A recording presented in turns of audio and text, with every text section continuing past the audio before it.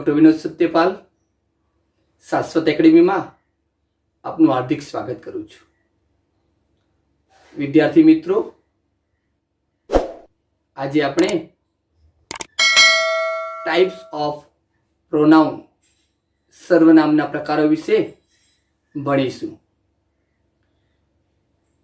વિદ્યાર્થી મિત્રો, English subject આમ જોવા જઈએ તો બહુ જ ઇઝી છે.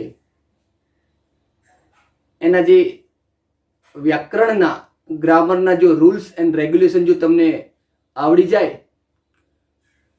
તો અંગ્રેજી વિષય બહુ જ સહેલો પડી જાય છે.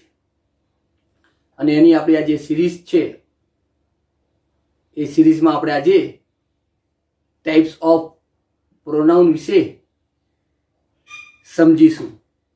વિદ્યાર્થી મિત્રો, તમારી સમક્ષ અહીંયા બે ટાઈપ્સ ઓફ પ્રોનાઉન વિશે આપણે અહીંયા બે પ્રકાર આપ્યા છે, એના વિશે આપણે સમજીશું. પહેલો પ્રકાર છે પર્સનલ પ્રોનાઉન. પહેલો પ્રકાર છે પર્સનલ પ્રોનાઉન. પર્સનલ પ્રોનાઉનને ગુજરાતીમાં આપણે પુરુષવાચક સર્વનામ તરીકે ઓળખીએ છીએ. પુરુષવાચક સર્વનામ એટલે શું? પર્સનલ પ્રોનાઉન એટલે શું આપણે સમજીએ. કોઈ વ્યક્તિ, વસ્તુ કે પ્રાણીના ચોક્કસ નામના બદલે જે શબ્દનો ઉપયોગ થાય છે તેને પુરુષવાચક સર્વનામ કહે છે. કોઈ વ્યક્તિ, વસ્તુ કે પ્રાણીના ચોક્કસ નામ, જે ચોક્કસ નામ હોય છે તેના બદલે જે શબ્દ વાપરવામાં આવે છે તેને પર્સનલ પ્રોનાઉન તરીકે આપણે ઓળખીએ છીએ. આપણે ચાલો ઉદાહરણ જોઈએ. પહેલું ઉદાહરણ છે આઈ પ્લે ક્રિકેટ.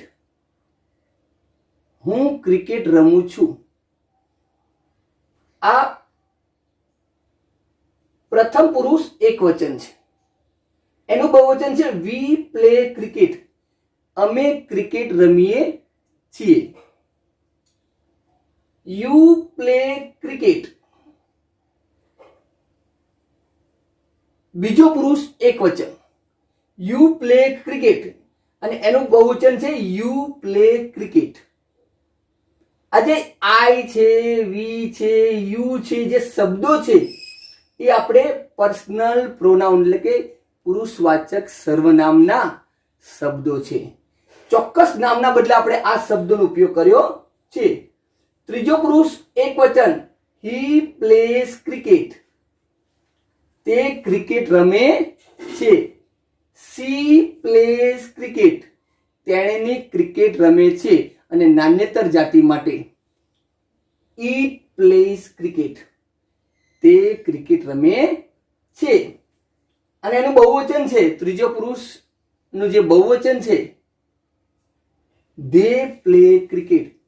તેઓ ક્રિકેટ રમે છે. તો આ બધા ઉદાહરણ છે એ પુરુષવાચક સર્વનામના ઉદાહરણ છે.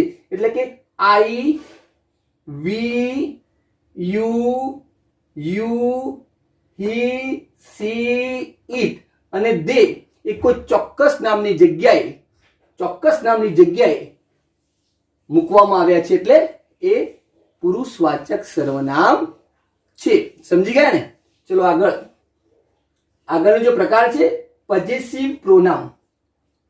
પોસેસિવ પ્રોનાઉન એટલે શું? સંબંધક સર્વનામ.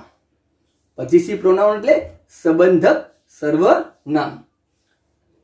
સંબંધક સર્વનામ એટલે શું આપણે સમજીએ. આ પ્રકારના સર્વનામનો ઉપયોગ પોતાનું છે કે બીજાનું છે એવું બતાવવા માટે વપરાય છે. પોસેસિવ સંબંધક, આ મારું છે કે બીજાનું છે, પોતાનું છે કે બીજાનું છે, જ્યારે એ શબ્દ વપરાય છે ત્યારે સંબંધક સર્વનામનો ઉપયોગ થાય છે. ઉદાહરણ જોઈએ આપણે. This is my car. આ મારી કાર છે. તો અહીંયા જે માય શબ્દ છે એ સંબંધ દર્શાવે છે. કોની કાર છે? તો કે મારી કાર છે. Next, that is your car. જો યોર જે શબ્દ દર્શાવે છે તે સંબંધક સર્વનામ છે, એટલે કે પોઝેસિવ પ્રોનાઉન છે. યોર, પેલી તમારી કાર છે, પેલી તારી કાર છે. તો યોર જે શબ્દ છે એ પોઝેસિવ પ્રોનાઉન નો શબ્દ છે, કે મારી કાર છે, તારી કાર છે, એવું દર્શાવે છે. This is his pen. આ તેની પેન છે. કોની પેન છે? હિઝ. તો હિઝ જે શબ્દ છે એ સંબંધક સર્વનામ છે. That is her bag. પેલી તેણીની બેગ છે, તેણીનો થેલો છે. તો આ જે હર શબ્દ છે એ સંબંધ દર્શાવે છે કે કોની બેગ છે, તો કે તેણીની બેગ છે.